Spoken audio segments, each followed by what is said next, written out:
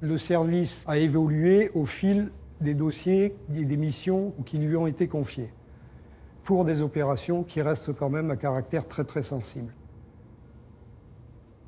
C'est une poignée de personnes. Quand je prends le service, je crois qu'on doit être 7 ou 8. Donc le directeur des opérations, à cette époque-là, a déjà dans la tête de développer les capacités de ce service, de le monter en puissance, puisqu'il a conscience que le renseignement clandestin est un savoir-faire d'avenir. À partir de là, il me donne carte blanche dans tous les domaines, en particulier dans le domaine de recrutement. Le deal, c'est que personne n'est au courant, à part le DO, le DG. Et moi, bien entendu. Je suis civil, j'ai jamais été militaire. J'ai eu une activité dans le privé avant d'entrer à la DGSE. Je pense que mon passé professionnel tient une grande part. Et puis j'étais déjà intéressé par la géopolitique, par les relations internationales. Et puis j'étais jeune, j'étais célibataire, j'avais envie d'action, donc c'est forcément attrayant. Donc un jour, on m'appelle, on me dit tiens, il y a quelqu'un qui veut te rencontrer pour te proposer un job. Bon bah oui, ok, pas de problème, moi je suis curieuse.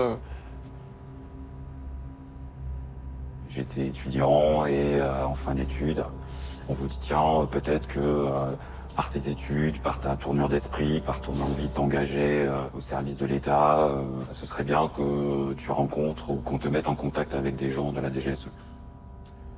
Ils cherchent, je pense, des gens avec un intérêt marqué pour les relations internationales. En tout cas, c'était pour moi, c'était ce cas-là. Parfois, c'est la maîtrise d'une langue rare ou de nombreux voyages.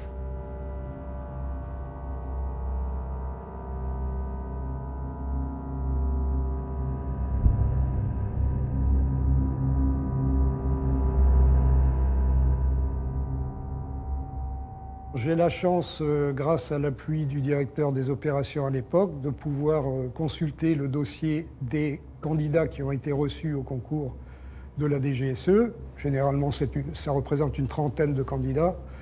Je fais une sélection de 3, 4, 5 profils qui m'intéressent.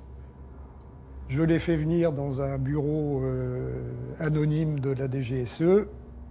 Je les questionne. Bref, j'apprends à les connaître un petit peu mieux. En fait, je ne leur vends rien. C'est eux qui se vendent. Je veux dire par là que je leur demande bien évidemment quelles ont été leurs motivations pour rentrer à la DGSE, puisque c'est quand même pas une démarche anodine. En tout cas, moi, je ne fais simplement que leur ouvrir l'esprit à l'éventualité de travailler dans un contexte qu'ils n'ont pas forcément imaginé. On vous vend le mystère. On ne vous vend pas des détails ou des précisions tout de suite, on vous vend plutôt justement cette partie, tu vas faire des choses uniques, secrètes, que peu de gens connaissent. Voilà, une vie un peu trépidante, un métier voilà, rare, unique, atypique et riche. Le métier dont on va parler aujourd'hui, c'est un métier, c'est pas un jeu. Il m'avait dit je peux pas te dire ce que tu vas y faire, parce que pour l'instant tu n'es pas pris. C'est juste un premier entretien. Mais je te promets que tu vas pas t'ennuyer. J'étais analyste au départ, hein, pur et simple. Que c'est risqué, mais que tu vas vivre ce pourquoi tu es venu à la DGSE, c'est-à-dire faire le vrai métier d'agent de terrain. Il m'a donné aucun exemple, il m'a présenté personne. Il m'a dit de toute façon c'est toi qui décideras de tes missions la plupart du temps. Il y a seulement deux limites, c'est un, de ne pas te faire prendre, et deux, d'être productif. Et en revanche, tu auras une confiance totale de la part de tes chefs.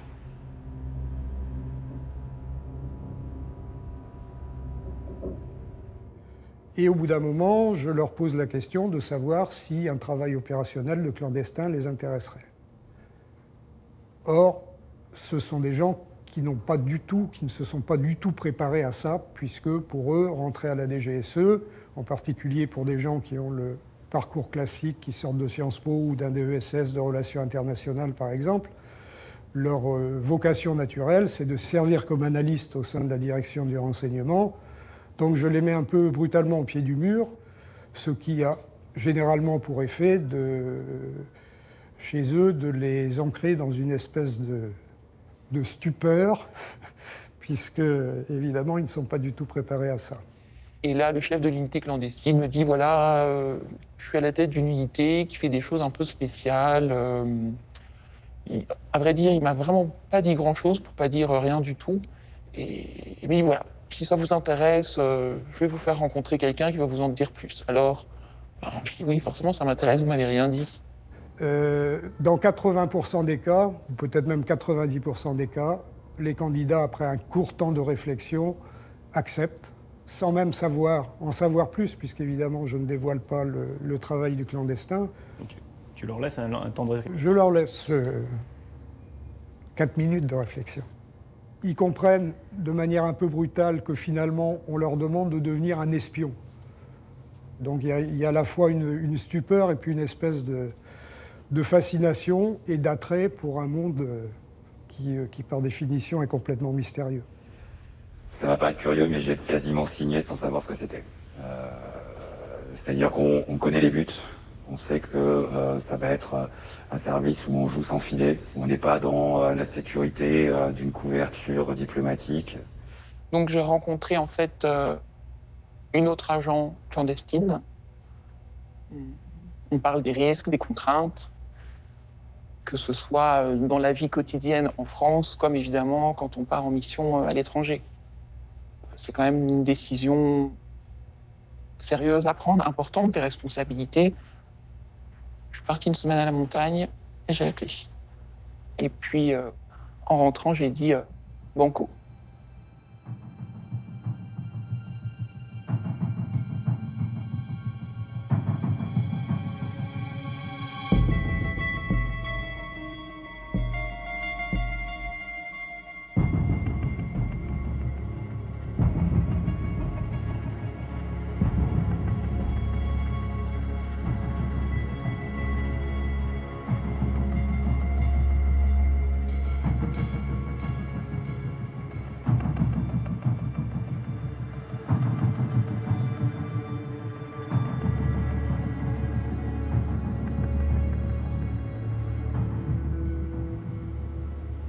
Quand je passe les tests de sélection, je n'ai aucune connaissance du service clandestin. Je sais qu'il existe un milieu lié au renseignement pur, je sais qu'il existe un domaine lié à l'opération, qui est le service action pour pas le nommer, qui dépend d'une direction particulière qui est la direction des opérations, mais je n'ai aucun élément concernant ce service qui est effectivement un tout jeune service dont personne ne parle et qui ne figure à l'époque dans aucun des organigrammes que l'on peut se procurer. Un jour, j'ai reçu un coup de fil me demandant de venir me présenter à Paris pour un entretien qui n'avait absolument pas lieu ni dans la centrale, ni dans un lieu lié à l'institution. On les convoque donc à Paris, on leur loue un hôtel, et ensuite on rentre pour une période de 15 jours à 3 semaines dans la partie évaluation du candidat. C'est tout d'abord un entretien basé sur, je dirais, la perception de l'individu. Est-ce qu'il tient la route psychologiquement? Est-ce que ça a un sens? Est-ce que c'est construit? Dans le but de définir quelles sont mes attentes et d'évoquer très rapidement, mais très succinctement, quelles sont les leurs. On ne veut pas de tricheurs, on ne veut pas de mythomanes, on ne veut pas de menteurs. Donc des gens qui soient foncièrement honnêtes intellectuellement. Et suit une partie terrain qui dure donc une dizaine, une douzaine de jours où il s'agit là de mettre les candidats en situation. L'objectif, c'est donc d'évaluer ces qualités foncières qu'on a cru déceler chez le candidat et surtout d'amener le candidat à se transcender, c'est-à-dire à devenir, l'espace d'un instant, quelqu'un qui n'est pas dans la réalité. Ce qui est effectivement très difficile pour la majorité des candidats, mais en tout cas c'est le but, puisque de toute façon, lors des missions opérationnelles, c'est ce que les candidats devront faire dans la réalité.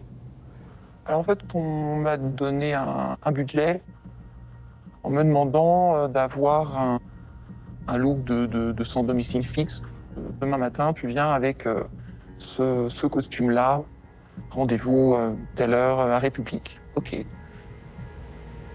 Bon, bah maintenant, dans la prochaine rame, il faut que tu fasses une diversion type manche, sauf que juste faire la manche dans le métro, il pas grand monde qui lève la tête. Donc j'ai joué une fille un peu éméchée, en hurlant, en parlant comme un charretier, pour justement réveiller les gens qui lèvent leur tête, pour que pendant ce temps, le reste de l'équipe puisse mener une action qui soit à vue de la majorité des personnes. Donc en fait, ma plus grande angoisse, c'était d'échouer au test, mais parce que j'aurais croisé quelqu'un que je connais. C'est ça qui m'angoissait le plus. Alors, la diversion, c'est à la fois un test, mais c'est aussi un mode opératoire qu'on utilise pour permettre à une équipe de faire ce qu'elle a à faire, éventuellement des photos, de poser un dispositif d'écoute ou quelque chose comme ça, et repartir sans qu'elle soit détectée. Et sinon, j'ai aussi bien rigolé pendant ces tests, notamment le test où on vous demande, c'est un test qui est maintenant mondialement connu puisqu'il fait partie d'une des scènes de Spy Game, où on demande à Brad Pitt d'apparaître à la fenêtre d'un appartement. On s'est arrêté à un arrêt de bus, mon instructeur m'a montré un immeuble, il m'a dit « Tu vois le 3e étage ?» Je lui ai dit « Oui. » Là, t'as 15 minutes pour apparaître à la fenêtre avec un verre d'eau. Pourquoi un verre d'eau? Les 15 minutes ont commencé. Ok, j'y vais. Et j'y suis allé. Au bout de 15 minutes ou... Ah non, beaucoup plus rapidement. Sachant que la fenêtre en question peut être un appartement privé, peut être des bureaux, peut être n'importe quoi, et qu'il n'y a absolument aucune connivence de la part des personnes qui vivent ou qui travaillent dans cet endroit-là. C'est un peu au libre cours de l'imagination de chacun, mais voilà, il y a la jeune fille qui a perdu son petit chat, il y a le monsieur qui vient faire des relevés de je ne sais quoi, voilà. L'enjeu n'est pas de réussir ou d'échouer au test. En fait, l'objectif est de déterminer comment vous réagiriez dans telle ou telle situation, de tester quand même une certaine résistance physique. Les journées de test commencent tôt, finissent tard et sont particulièrement denses. Vous dormez peu, vous ne savez pas ce que vous allez faire d'une journée sur l'autre, vous êtes potentiellement suivi, observé, vous devez vous habituer à vivre aussi dans la solitude, qui est, je dirais, le maître mot de la vie du clandestin. Je n'ai fait que des choses auxquelles je ne m'attendais pas. Et je sais, parce qu'il y en a plusieurs avant moi qui ont fait des tests, hein, que parfois, au bout de quelques jours, on s'aperçoit qu'on n'est pas fait pour ce job et qu'il vaut mieux arrêter. On ne peut pas subir. On ne peut pas être en souffrance intellectuelle pendant 4 ans, 5 ans, 10 ans sur le terrain. Donc le jeu doit être très clair et très transparent dans un sens comme dans l'autre. Alors je les convoque individuellement, en tête à tête, et dans le cas de résultats positifs, je redemande une dernière fois au candidat s'il est toujours volontaire pour rejoindre mon service. Généralement, il me dit oui, et je lui impose là un certain nombre de règles. La première consiste à ne jamais évoquer le fait qu'il ait été préempté et testé pour ce service. La deuxième est qu'il rejoigne le stage de formation commun à tous les personnels intégrant la DGSE, stage qui dure 7 à 8 mois, que pendant ce stage, il ne fasse aucunement état du fait qu'il a déjà été sélectionné par un service et que, évidemment, il est tenu d'avoir d'excellents résultats à ce stage. Voilà les conditions.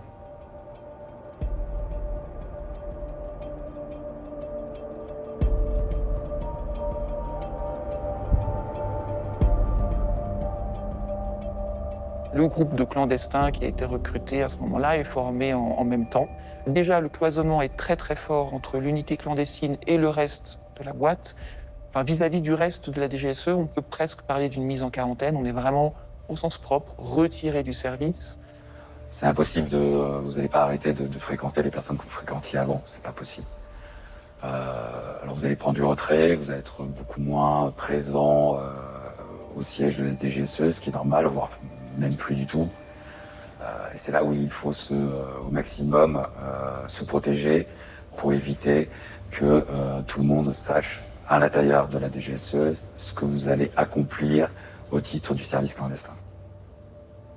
Alors, il n'y a pas de vie commune, hein, proprement dit, On peut se connaître, ça peut arriver que l'on se fréquente dans le cadre du service au gré de nos missions et de nos retours en France, mais c'est très cloisonné. On ne connaît pas les identités des autres clandestins, par exemple.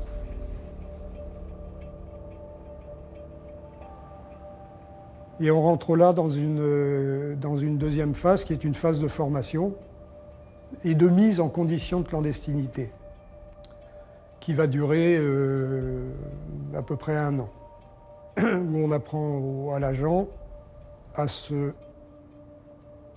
comporter comme un illégal tout en se comportant comme un légal.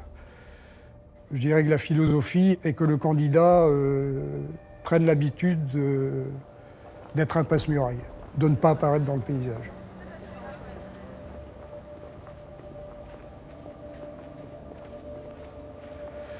En fait, on lui apprend à se comporter comme un terroriste. Et donc je ne vais pas m'étendre beaucoup sur cette formation.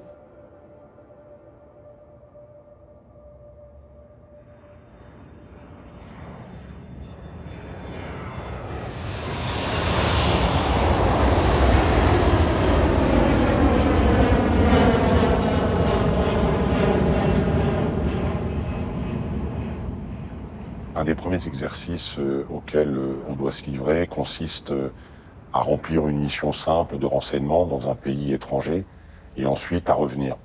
Et au retour en France, souvent les choses se gâtent puisque des fonctionnaires des douanes qui peuvent travailler sur ce genre d'exercice au contact du ministère de la Défense et de la DGSE, eh bien, trouvent un prétexte au moment du franchissement de la douane pour intercepter l'agent. On est entre guillemets mis à poil, on doit, vis-à-vis de fonctionnaires, démontrer que l'on est effectivement ce monsieur tout-le-monde qui s'est rendu en Bulgarie, en Hongrie ou en Jordanie avec une mission tout à fait légitime et que si les réponses que l'on apporte ne sont pas jugées suffisamment crédibles, eh bien ça peut durer toute une nuit, voire une journée et une nuit, un petit peu comme une garde à vue. Et en aucun cas, bien entendu, vous pouvez vous permettre de sortir le joker en disant « Stop, je suis fonctionnaire du ministère de la Défense ». Il y a tout un savoir-faire qu'on nous enseigne. C'est quelque chose de très sérieux, qui est préparé, anticipé, analysé, qui ne se fait pas tout seul.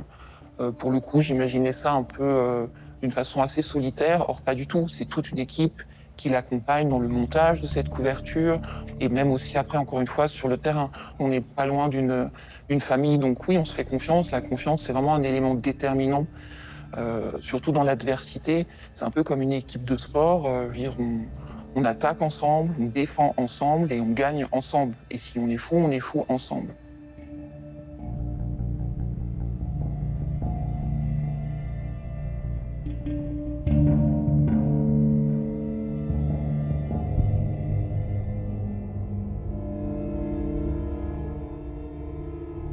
Alors la clandestinité, c'est un mode opératoire qui va permettre de préserver, de cacher les actions d'un service de renseignement. C'est-à-dire qu'à aucun moment, on ne peut dire que cette action d'entrave ou ce renseignement a été obtenu par un service.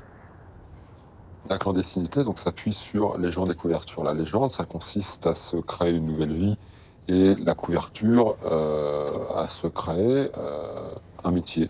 C'est une des raisons pour lesquelles je cherche dans mon recrutement des jeunes qui aient pu avoir une expérience dans l'humanitaire, par exemple, ou dans le journalisme. Ça peut être du commercial, ça peut être en gros n'importe quoi, à partir du moment où cette activité professionnelle sera cohérente par rapport à l'environnement dans lequel l'OT en mission sera amené à évoluer. On ne va pas envoyer un commercial, sauf si c'est un vendeur d'armes, mais ce n'est pas le genre de choses qu'on pratique, dans une zone qui est en conflit ouvert. Les couvertures de journalistes ou d'humanitaires aujourd'hui, je dirais presque que c'est des anti-couvertures. On s'y attend tellement, ou alors ce serait justement comme une sorte de diversion pour attirer l'attention pour que justement à côté il y ait une couverture totalement autre dont personne ne va se méfier. Le but d'une couverture justement c'est ça, que ce soit logique de nous voir et qu'on se dise pas « Attends, celui-là ou celle-là, qu'est-ce qu'il vient faire là ?» Bon, effectivement, un journaliste, c'est normal qu'il pose des questions, c'est normal qu'il aille voir plein de gens. Un humanitaire, c'est pareil, c'est normal qu'il soit dans les zones de conflit, c'est normal qu'il ait des contacts avec les autorités locales, etc. Et c'est tellement évident que qu'est-ce que... Bon, non, c'est trop évident.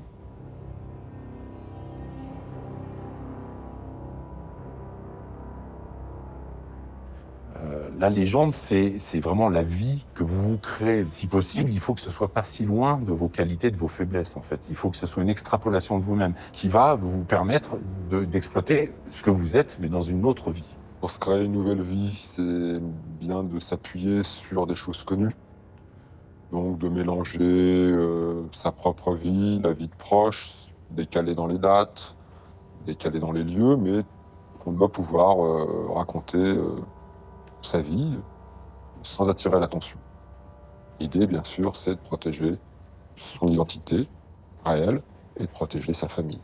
Il est évidemment plus simple de construire une légende pour quelqu'un qui a 26, 27 ans et qui sort d'études supérieures, plutôt que de bâtir une légende pour quelqu'un qui a 35, 40 ou 45 ans.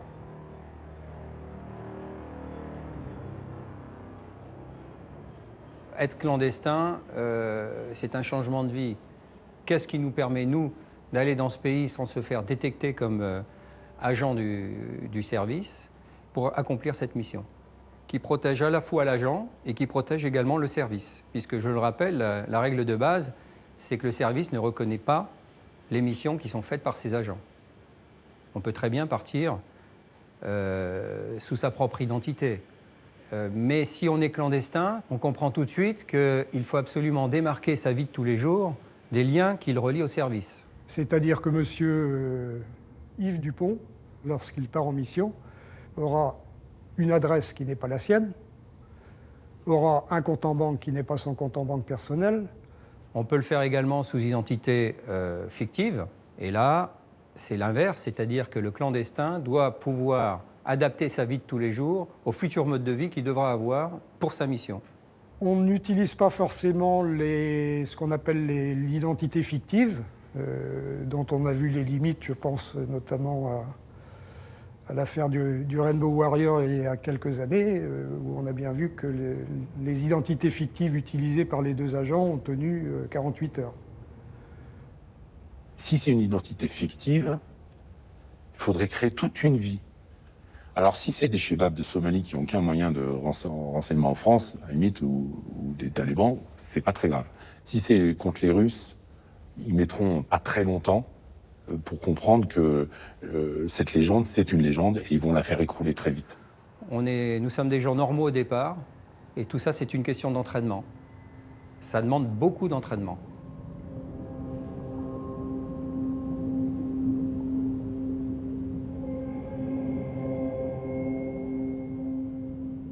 Lorsque j'ai été en opération, sous couverture clandestine, je me trouvais depuis plusieurs mois dans une zone de guerre.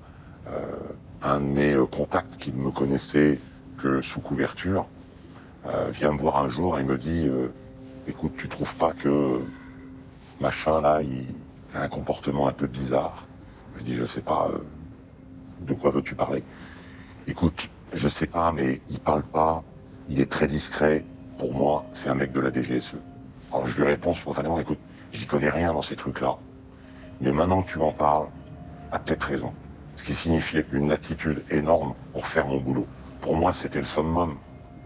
Donc j'avais atteint les objectifs que je m'étais fixés, j'étais crédible, et j'avais même réussi de manière complètement indirecte à faire attirer l'attention sur quelqu'un qui, pour le coup, n'avait rien à voir avec les services de renseignement.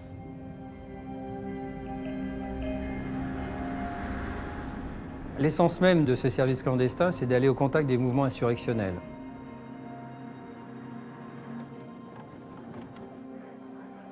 Aidid était un des chefs de mouvements insurrectionnels qui tenait une partie du territoire somalien. Se retrouver au contact de personnes comme ça, c'est toujours un petit peu tendu.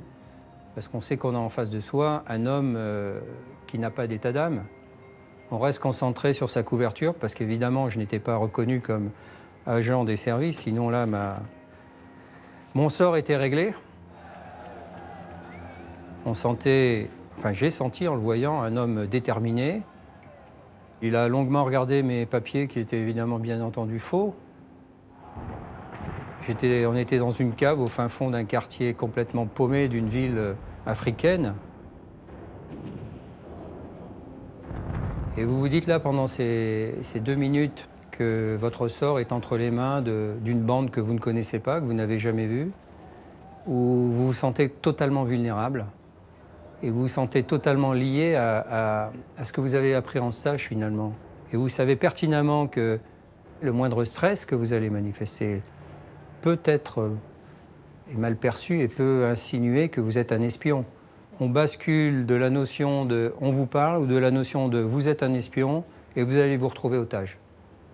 Donc tout ça, c'est pour moi, je dirais, 2 minutes les plus intenses de ma vie de clandestin. Je ne les oublierai jamais.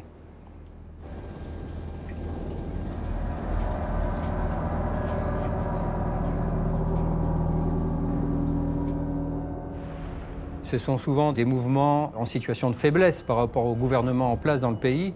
En général, l'accueil est toujours favorable, parce qu'on sait très bien que c'est une occasion, une opportunité de pouvoir passer de l'information en direct, sans qu'elle soit déformée. On retombe dans les constantes des mouvements insurrectionnels qui souhaitent que leurs idées soient reconnues. Je me suis retrouvé à plusieurs reprises dans des conditions extrêmes, limite du génocide, et le contexte est souvent dramatique. On parle d'attaques de populations civiles, voire de famine.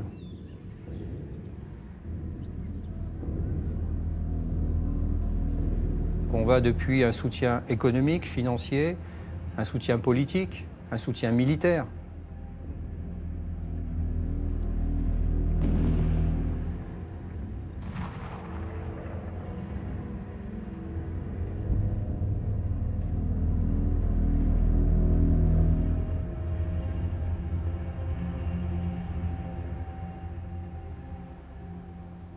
J'ai toujours eu une grande attirance pour le monde du renseignement, pour l'ombre.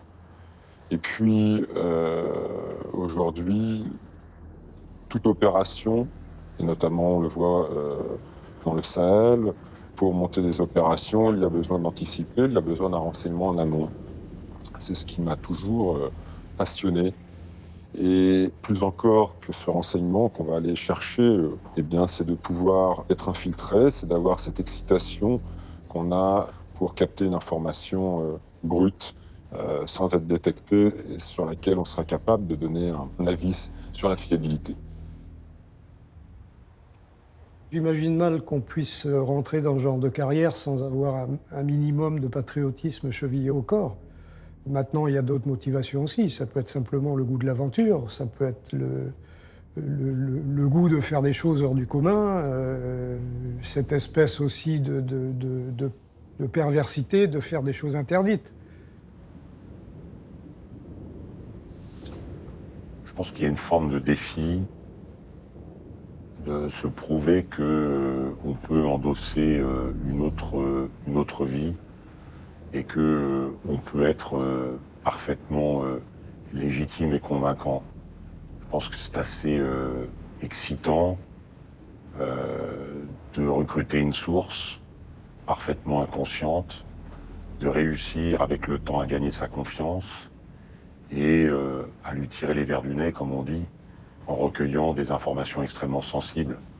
On prend du plaisir à manipuler une source, pas pour la manipulation de la personne, juste pour pouvoir répondre aux besoins du renseignement de la mission. On sait très bien pourquoi on est parti et pourquoi on va s'intéresser à telle personne et pourquoi on va lui mentir, la manipuler, l'obliger à nous dire des choses, pas forcément qu'elle n'a pas envie de dire, mais dont elle ne soupçonne pas à qui elle le dit. On est là pour servir les intérêts de l'État français et souvent, je dis, des intérêts sécuritaires. Donc c'est un vrai plaisir d'obtenir le renseignement nécessaire à la mission.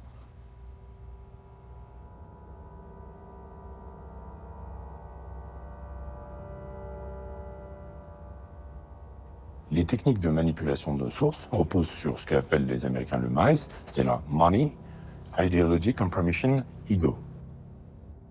M comme monnaie, donc la source, on la recrute et on la rémunère.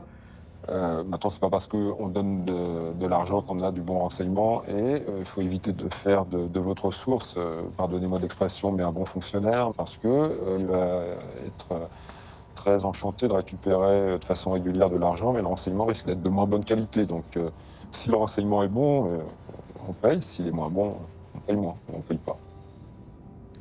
Il n'y a que dans les pièges à rats que le fromage est gratuit. I comme idéologie. L'idéologie, c'est parfait. Aujourd'hui, on le voit dans le recrutement d'un certain nombre de jeunes djihadistes par l'État islamique. Le recrutement se fait à l'idéologie. C, compromission. C'est un vecteur qui ne serait pas utilisé par le service. Moi, on m'aurait demandé de le faire, ça ne m'aurait pas gêné. Non, je veux dire, c'est pas... Non, c'est pas... C'est une éthique pour le service, peut-être. Mais moi, ça ne m'aurait pas gêné du tout de compromettre Pierre, Paul ou Jacques, si on me l'avait demandé. Voilà, la personne sait qu'elle a en face un agent d'un service sous couverture officielle et que on agit devant elle des photos ou des choses un peu délicates à assumer. Bon, c'est du chantage. Elle pourra tomber dans le chantage ou non. Quand on est clandestin, c'est plus compliqué. Donc on dose, on essaye certaines choses. Hein. La manipulation, c'est tout un tas de techniques. Après, quand on est officier clandestin et qu'on manipule des sources, on les manipule de façon complètement inconsciente. Enfin, quand on est en tout cas en clandestinité totale. Donc le chantage, c'est pas le premier outil qu'on utilise, non. Il faut que ce soit plus subtil, sinon c'est déjà se faire découvrir. Après, l'ego, mettre en avant quelqu'un, rendre hommage à ses qualités, à l'information qu'il vous donne, c'est mettre en confiance vos sources. Moi, personnellement, ce que j'ai préféré utiliser, ce sont l'argent et l'ego. D'abord l'ego, parce qu'en fait, la plupart des gens adorent parler, montrer à quel point ils sont brillants, et après, il faut alimenter avec de l'argent. Et il ne se considérera pas lui-même comme un traître potentiel si vous avez su jouer sur l'ego et si vous lui avez donné un prétexte pour ne pas croire qu'il était un traître. C'est pas si évident. On joue sur la zone grise de la notion de la trahison. Je m'explique. Si vous êtes un diplomate français sous couverture diplomatique, la personne que vous avez en face de vous, s'il se doute bien que vous faites partie du service, sinon vous ne poseriez pas des questions sur son programme nucléaire. Si vous êtes clandestin, vous pouvez lui raconter une belle histoire. Oui, j'ai besoin pour mon patron, c'est juste un petit rapport. Tout travail mérite un salaire, je te donne un peu d'argent. C'est la même logique, sauf que lui, il se sera créé toute une mythologie comme quoi il n'est pas un traître. On est là pour recueillir du renseignement. On n'est pas là pour forcer quelqu'un à le donner. Au contraire, c'est vraiment à l'antithèse du service clandestin qui agit par la ruse.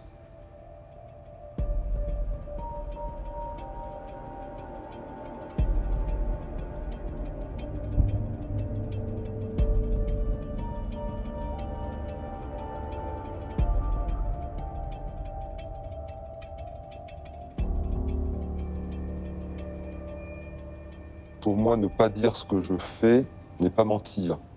C'est faire mon travail d'officier traitant, c'est-à-dire aller recueillir une information que je n'aurais pas si j'y arrivais en disant bonjour, DGSE, dites-moi tout.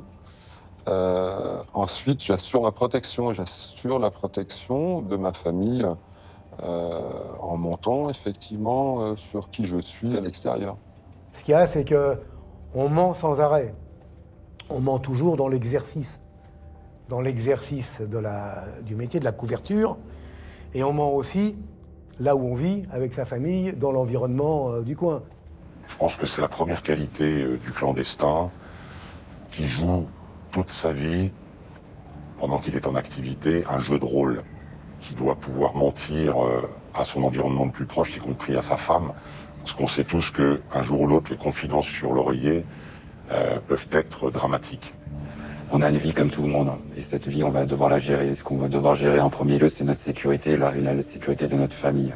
C'est-à-dire que si on ment à sa famille, si on lui dit rien, on va forcément entraîner une frustration, et amener peut-être des membres de cette famille-là à être moins prudents. Pour traiter, entre guillemets, la famille, c'est très facile. Il suffit de parler de son métier comme d'un truc rébarbatif, rasoir et inintéressant.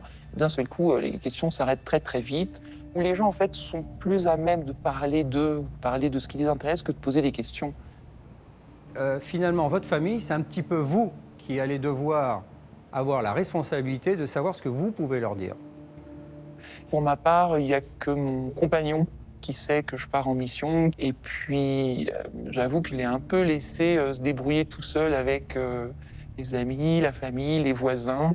Voilà, il est devenu, lui, expert en prétexte. Du coup, parfois, je me suis dit, mince, faudrait pas qu'il se mette à vouloir avoir une deuxième vie parce qu'il serait très très bon pour me faire gober n'importe quoi. J'ai jamais menti, il y a des choses que juste je ne disais pas. Le mensonge, il était simplement dans mes états de service, mais ça c'était le problème administratif. Mais par contre, effectivement, mon épouse ne savait pas où j'étais.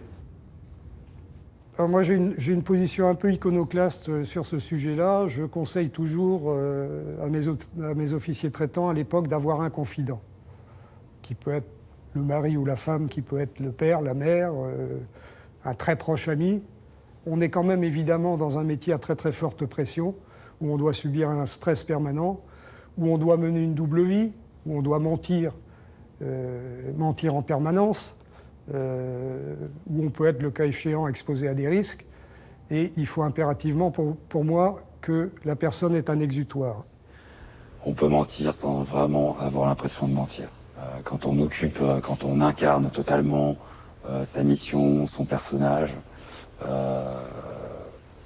quand vous posez une question, elle est orientée, mais elle est naturelle par rapport à ce que vous prétendez être et ce que vous êtes construit comme personnage. On n'a plus besoin de calcul. Voilà, on bascule dans un autre personnage qui n'est pas vous. Et c'est là où il faut savoir que ce n'est pas vous, en tout cas après la mission. Certains appellent ça la schizophrénie, mais c'est presque l'inconscient qui bascule aussi dans le nouveau personnage.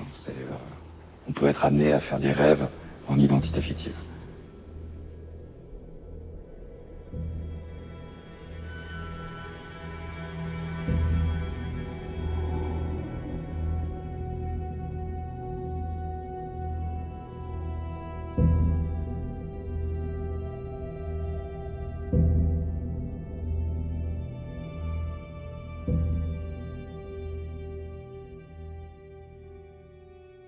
Obtenir du renseignement nécessite de prendre des risques, d'aller par moment à la frontière de la moralité. Mais c'est un curseur qui est très sensible.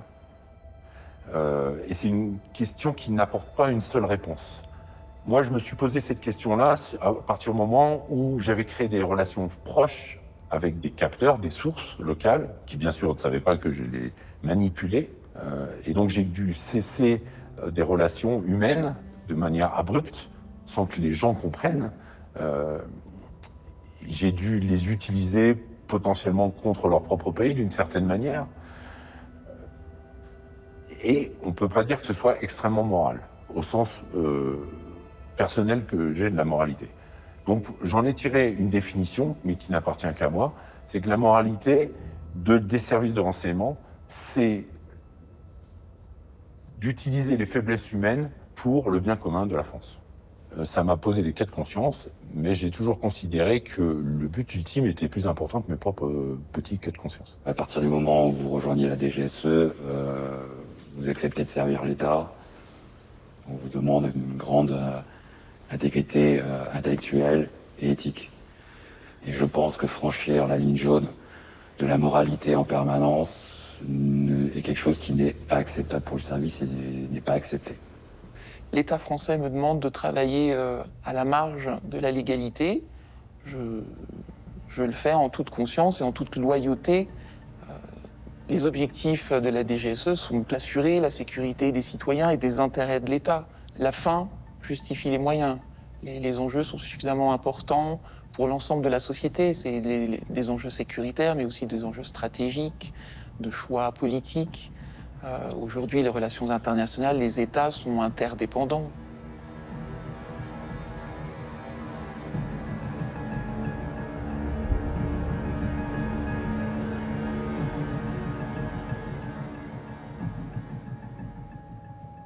On choisit d'utiliser le moyen de la clandestinité, qui est un moyen, qui n'est pas un objectif en tant que tel, quand les autres moyens de renseignement ne sont pas suffisants.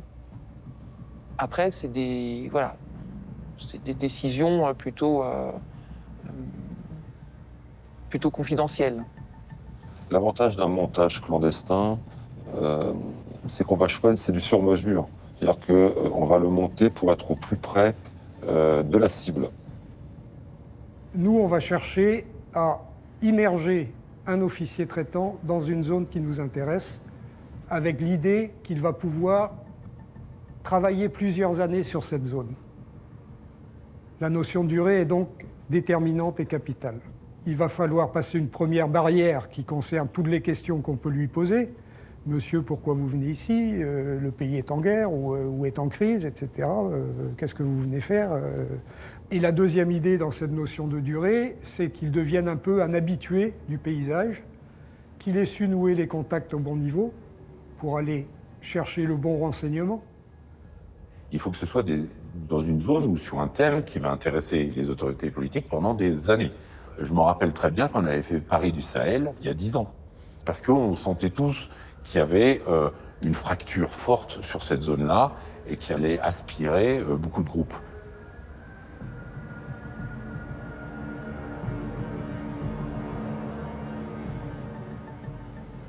Grégoire, qui est à la tête du service clandestin lorsque j'y rentre, a été réellement un visionnaire dans la mesure où il a réussi à infiltrer des agents comme moi sur 3 théâtres majeurs entre 1 et 3 ans avant le déclenchement de guerre. Ça a été le cas en Afghanistan, ça a été le cas en Irak, et ça a été le cas également en République démocratique du Congo.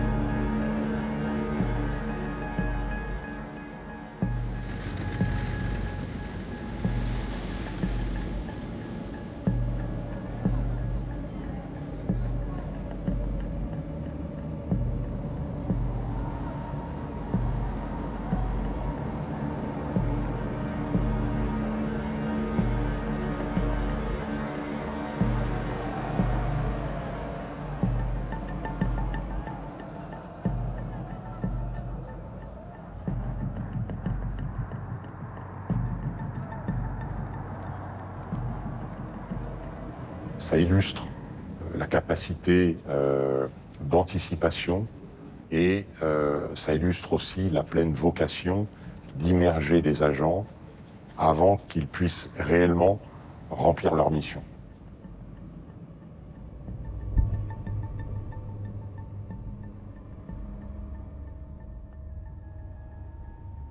La France est confrontée à une menace terroriste, d'une violence qu'elle n'a pas vécue depuis plusieurs dizaines d'années.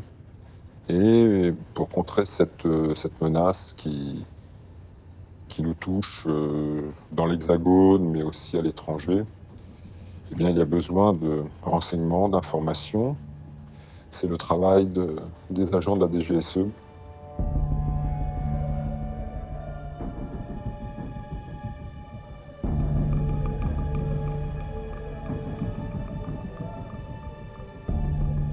Le gros sujet de l'époque, c'était effectivement les camps d'entraînement, c'était les prémices du mouvement islamiste. Et c'est à ce moment-là qu'effectivement, nous avons demandé à Massoud de nous aider à lutter contre cela, parce qu'il était fermement convaincu que ces camps d'entraînement étaient à l'encontre déjà de l'islam, d'une part, et d'autre part, à l'encontre du développement de son pays. Et il n'a pas eu tort, parce qu'il l'a payé de sa vie. On sentait que tout cela allait monter en puissance. Massoud nous le disait également. Pour la énième fois, ils nous disent ce qui va se passer. et que ce scénario, contre lui-même, contre l'Afghanistan, serait certainement doublé d'une attaque majeure contre l'Occident. Est-ce qu'on aurait pu prédire qu'il allait se passer cet événement d'envergure le 11 septembre aux États-Unis? Je crois que...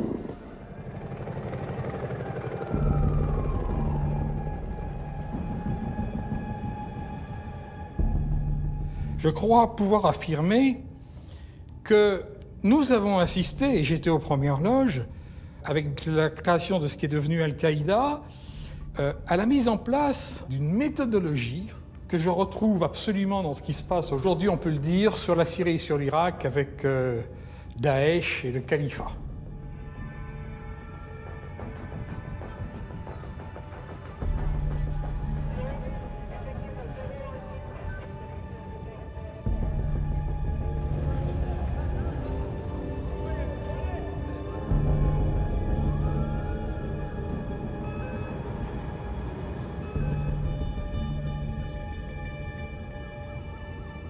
Connaissant ce mode opératoire, il aurait peut-être été possible de donner des coups d'arrêt si nous avions eu la volonté de nous interposer, de frapper quand il le fallait, à certains endroits, à certains moments, certaines personnes.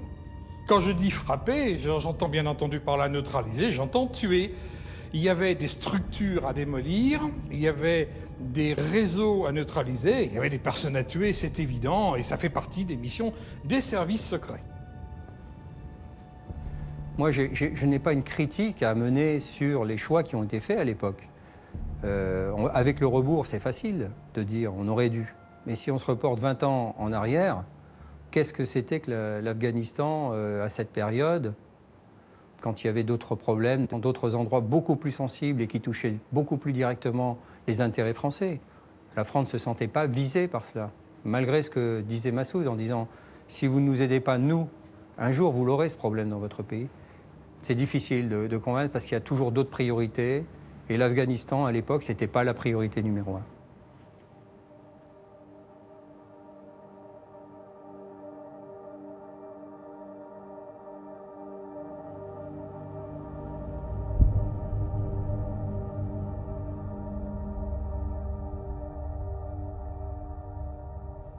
La question, c'est pourquoi on fait de la clandestinité, eu égard au risque humain, physique, mais au risque diplomatique. Si un officier traitant en poste, c'est-à-dire sous couverture diplomatique, un diplomate peut être un espion dans une ambassade, se fait prendre avec les doigts dans le pot de confiture, bon, lui sera expulsé, ses sources, on peut qu'elles soient locales, seront emprisonnées ou pire, c'est accepté. Est-ce que c'est moral, pas moral, c'est pas mon problème. Mais bon, ça fait partie du jeu des États. Le clandestin, s'il se fait prendre, pour lui, ça va être un très gros problème. Et puis, diplomatiquement, s'il y a des preuves réelles que la France est impliquée, ça va être compliqué à expliquer. D'où le fait que nos autorités aient toujours une certaine réticence à utiliser ce type de sources humaines. Mais il se trouve qu'il y a un certain nombre de zones dans le monde, et il se trouve que ce sont ces zones-là qui sont intéressantes, où il n'y a pas de représentation diplomatique. Et donc, dans ce cas-là, il n'y a pas tellement d'autres choix que d'envoyer des agents clandestins. Mais, globalement, ils prennent plus de risques, et ils font prendre plus de risques politiquement que les agents classiques. On se fixe une limite à pas dépasser, on la sent quand on est sur le terrain, parce qu'on a une certaine habitude, au fur et à mesure des missions. Alors, si j'avais poussé les limites trop loin, je pense que je ne serais pas là pour en parler.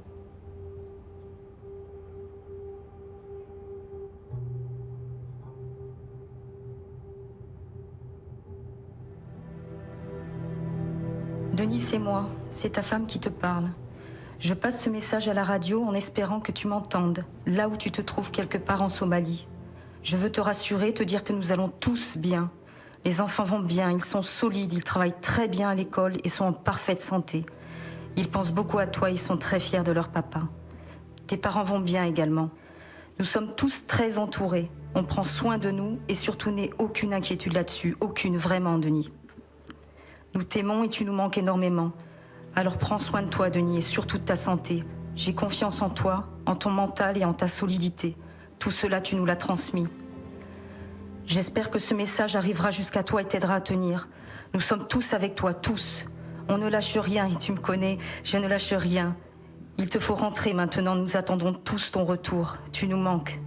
Nous t'embrassons bien fort, nous t'aimons. Je t'aime, Denis. Je suis avec toi chaque jour qui passe. Aie confiance. La détention a duré 3 ans. Il faut étudier toutes les pistes. Les personnes qui sont là pour analyser le renseignement, faire le point au directeur général, c'est du 24 heures sur 24. C'est particulièrement éprouvant. Et quand un des nôtres est dans une situation difficile, c'est toute la DGSE qui est derrière. Toute la DGSE. Dans l'actualité ce soir, l'information est confirmée par le Quai d'Orsay. 2 Français ont été enlevés en Somalie. À la réception de leur hôtel, ils s'étaient enregistrés comme Denis et Marc. Officiellement, 2 journalistes français en reportage à Mogadiscio. En fait des agents de renseignement, leur enlèvement a pris moins de 10 minutes. C'est un sujet ultra délicat habituellement pour les gens du service, ce sujet-là, parce que c'était quand même une situation très compliquée à régler. Voilà, on était toujours dans la recherche d'une solution à ce problème. Hein. Voilà, on avait énormément d'espoir que ça se termine bien. Voici les premières revendications des ravisseurs, un communiqué en français qui demande l'arrêt du soutien militaire de Paris au gouvernement somalien.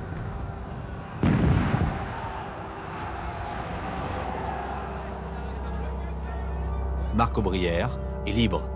Il a réussi à s'enfuir en pleine nuit. Je suis content d'être libre, mais je me fais du souci pour mon collègue qui est encore retenu en otage. L'enlèvement d'étrangers est très fréquent dans ce pays, l'un des plus dangereux au monde.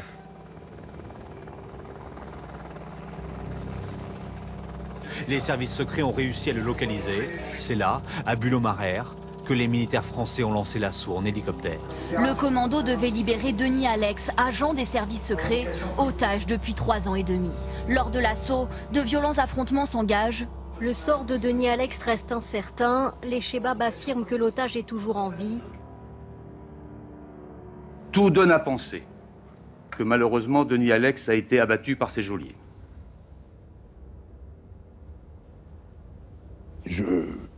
Ça s'est mal terminé pour lui, mais il fallait que ça se termine. La plus grande crainte de tous mes camarades, c'était l'enlèvement. Escalité, c'est-à-dire que les gens en face savent exactement qui vous êtes, et là vous allez passer vraiment des moments très compliqués. C'est la pire des choses qui peut arriver à un OT clandestin. Donc nos pères, on les garde pour nous. Quand on a œuvré à l'unité clandestine, on sait très bien dans quelles conditions il est parti, quelle prise de risque il a choisi d'assumer pour la sécurité de son pays jusqu'au péril de sa vie. Donc c'est forcément toujours des moments où on pense à ce que représente cet engagement. Je vais être très direct, c'est malheureusement les risques du métier. Et cette vie, on en connaît les risques quand on l'épouse. Et il n'est pas question de revenir dessus. C'était quelqu'un de très équilibré, de très calme, de très sensé. Voilà, donc la nouvelle de sa mort a été vécue par moi, comme par tous mes camarades, comme un grand drame. Voilà, maintenant, eu égard à sa famille, je n'en dirai pas plus.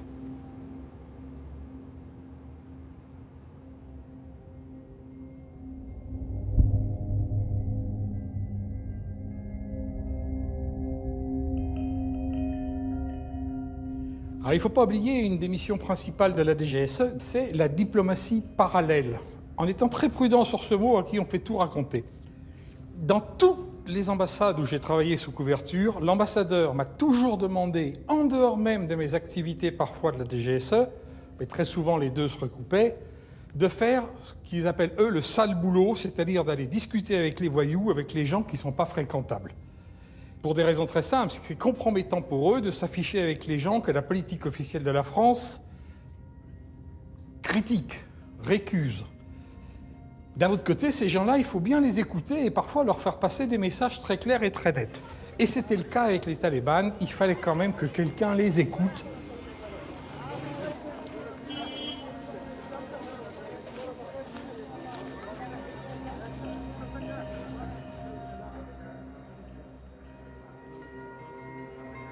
À partir du moment où les talibans avaient pris Kaboul, on n'avait plus de représentation diplomatique, alors que les talibans contrôlaient 80% du territoire. Ça m'a permis, pendant quelques mois, de rencontrer des responsables politiques talibans. Il ne me paraît absolument pas aberrant d'aller au contact de personnes qu'on ne peut pas reconnaître officiellement. Je trouve que même c'est une faute de ne pas le faire, même s'ils ne sont pas forcément dans l'esprit et dans les valeurs que nous défendons.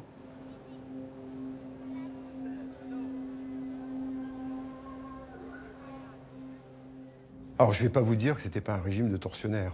C'était certes une dictature qui fonctionnait par la violence, qui massacrait un certain nombre de minorités, mais en même temps, ils sont reconnus par 3 pays, l'Arabie Saoudite, le Qatar, les Émirats Arabes Unis. Ils ont une représentation non officielle à New York, auprès des Nations Unies. Donc, certes, c'est infréquentable, mais dans la réalité, il y a plusieurs canaux de communication qui existent.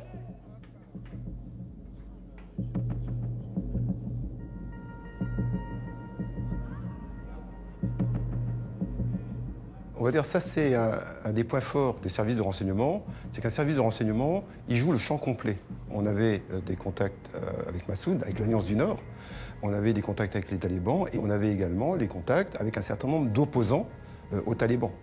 Un officier de renseignement, il ne se pose pas la question de savoir si les gens sont bien, pas bien. Il recrute des sources qui peuvent lui amener de l'information clé.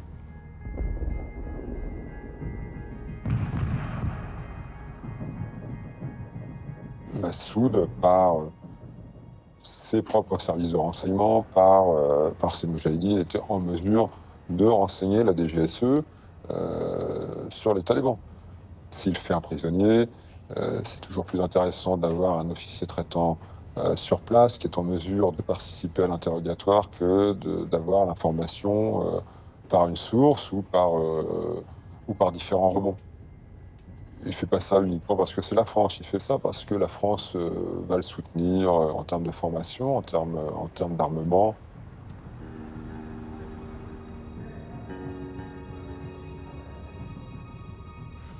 Moi, j'ai pas honte de dire que j'ai été pro-Massoud et je le suis tout de suite, et heureusement. Parce que si je l'avais pas été, jamais lui ou ses correspondants n'auraient été parlé de la même manière. Mais je ne suis pas en train de faire du prosélytisme en disant Massoud, c'était l'homme de la situation, ainsi de suite. Voilà. Donc, au même titre que j'étais pro-Massoud, certains de mes camarades étaient pro-talibans, ce qui est normal.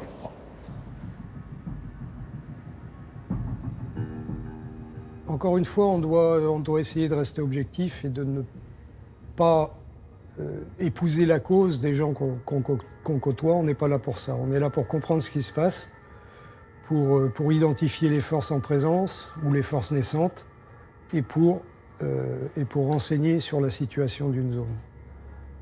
La perception individuelle qu'on peut en avoir et par rapport au choix que pourra faire l'État français vis-à-vis de tel groupe, de telle région, etc., ça relève d'une appréciation qui doit rester personnelle. Bien sûr, on a le droit d'avoir son avis, on est des citoyens, on a le droit de vote, on a le droit de ne pas être d'accord avec les choix du gouvernement. Mais en tant qu'officier traitant et en tant qu'agent de renseignement, on se doit d'être tenu à une objectivité la plus complète. Le service clandestin ne fait pas d'analyse géopolitique. Je disais toujours à mes hôtés, on est une flottille de chalutiers, nous on va chercher le poisson, on le dépose sur le quai et ensuite il y a des gens qui sont là pour trier le poisson. Donc on collecte du renseignement, on le fournit à l'ADR, l'ADR est équipé, à des analystes, et c'est à eux de trier le bon renseignement du mauvais. Un renseignement tout seul, s'il est livré, il le sera forcément avec beaucoup de prudence si on ne peut pas le recouper, parce qu'effectivement, il peut y avoir intoxication. La présence d'armes chimiques dans l'arsenal de Saddam Hussein n'a jamais été prouvé. Or, on a bien essayé de nous le faire croire. Mr. Colonel Powell. Thank you very much, Mr. President. Saddam Hussein and his regime are concealing their efforts to produce more weapons of mass destruction. Less than a teaspoonful of dry anthrax in an envelope shut down the United States Senate in the fall of 2001. This forced several je dis pas que ça n'existait pas, je dis qu'on ne l'a jamais trouvé. Et que nombreux sont ceux qui ont essayé de le dire sans jamais le prouver. Ils ont vu des camions passer, personne d'autre les a jamais vus. Ça allait dans le sens d'autres services. À l'époque, moi j'étais responsable de l'évaluation. Enfin, je gérais les sources qui travaillaient sur les armes de destruction massive. Et un jour, nous avons été convoqués chez le directeur et la question a été brutalement posée. Il en a ou il n'en a pas? Je pars à l'Élysée dans 1 heure, je veux une réponse. Ah! Moi, l'analyste a dit il n'y en a pas, pour les raisons suivantes. Moi, je dis écoutez, je ne peux que valider les sources qui sont citées, ainsi de suite, et notre conclusion, c'est qu'il n'y en a pas. L'Irak ne représente pas aujourd'hui une menace immédiate telle qu'elle justifie une guerre immédiate. La France en appelle à la responsabilité de chacun pour que la légalité internationale soit respectée. Il me semble que quand la France décide de ne pas intervenir en Irak, c'est que finalement, elle a peut-être eu un bon renseignement qui a permis à M. de Villepin de ne pas mettre le doigt dans l'engrenage. Donc on peut dire que la DGSE a dit à ce moment-là, nous, du point de vue des ADM, des armes de destruction massive, on n'y croit pas. On a sans doute émis un avis dans ce sens-là. Aujourd'hui, il y a une alternative à la guerre. Désarmer l'Irak par les inspections. De plus, un recours prématuré à l'option militaire serait lourd de conséquences. L'autorité de notre action repose aujourd'hui sur l'unité de la communauté internationale. My fellow citizens, at this hour, American and coalition forces are in the early stages of military operations to disarm Iraq, to free its people, and to defend the world from grave danger. On my orders, coalition forces have begun striking selected targets of military importance to undermine Saddam Hussein's ability to wage war.